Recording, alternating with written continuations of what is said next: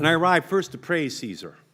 And I thank you for the WRDA bill from 2014, because in that bill there was $216 million for the Boston Harbor deepening project, so that we could accommodate the new super ships coming through the Panama Canal. And then I thank you for last year's WRDA bill, because then we added another $16 million to deal with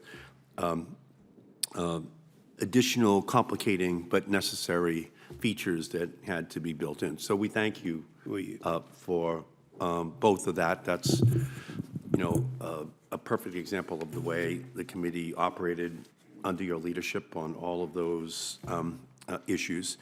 And so there's no construction yet, though, because there's no actual money yet up there.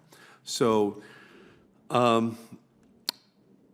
General, can I get your commitment that you would work with us to try to telescope the time frame that it's going to take in order for us to get the funding for that critically essential project for Boston? Because without it, we're going to be a port that is not able to fully benefit from this change. So, Senator Markey, thanks for the question. I was a division commander in New York when we started that project back in '07. There's a lot of value in that project. Clearly, the 17 budget is on the street, but the 17 work plan is not, and the 18 budget will come out in a couple of weeks, so it's premature for me to talk about where that's at. Congress has given us new starts that we can allocate that, so I think as soon as we see where that plays out in the next couple of weeks, we'll certainly be able to advise you on Boston Harbor. But it is one of those projects that we certainly see merit into it. The question is going to be, where does it fall on the actual prioritized list of what is allocated money? But you know it well, though, that project. I know that project well, sir. Yeah, I think that's going to be very helpful going online, so I thank you for that. And Secretary Rahn, do we need more direct federal spending to ensure America's ports can remain competitive in this new era?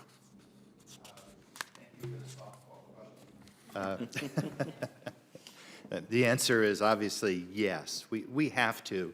We have neglected infrastructure across the board for decades. And the answer is that yes, we have to invest more.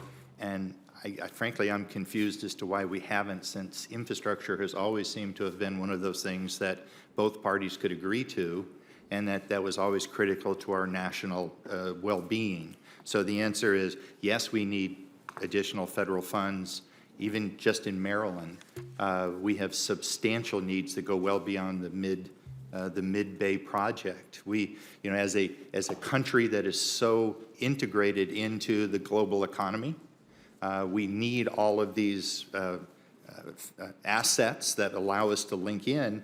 And in Maryland, we are very much linked into that global economy. We have needs for the next phase of construction at our Poplar Island project. We have needs at our C&D canal. And so there's so much there that we as a state do not have the capacity to address, and frankly require federal investment to make that happen. Thank you. And I thank you. I thank everyone for all of their great work in this area. And it's the obligation of the members of the Senate to assist the communities which we represent, who are adversely affected by sea level rise, climate change, to adapt to the new reality. And that's why I've supported environmentally responsible shoreline protection projects where sand is pumped onto beaches to protect against storm surge and coastal erosion. In fact, the Army Corps was just so great on Revere Beach and Winthrop in helping us to solve those problems after the hurricane snowstorm.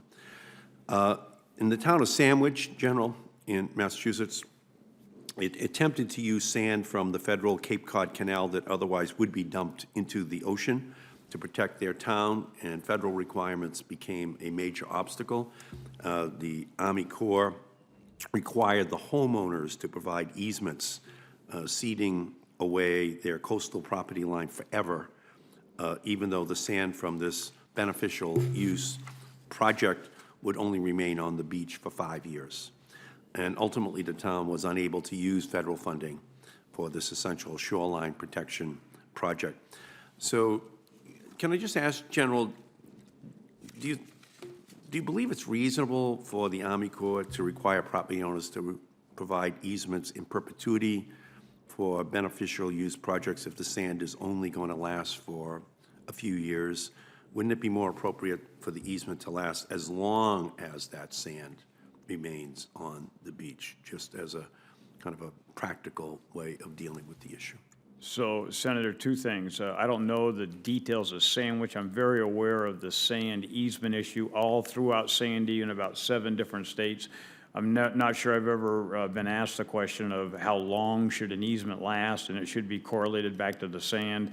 We can certainly have that dialogue. I think what we are currently doing is following the policy that we've been very consistent on, is that if in fact federal dollars are going to put sand on a beach, then normally those landowners have to be able to provide access back to, for the local people to be able to get to the beach. Yeah, and so I would just like to be able to work with the Army Corps on striking a balance, especially if that sand is, once again, just going to be washed away. We're always looking at options, sir. Yeah, and thank you. Thank you, General. Thank you, Mr. Chairman.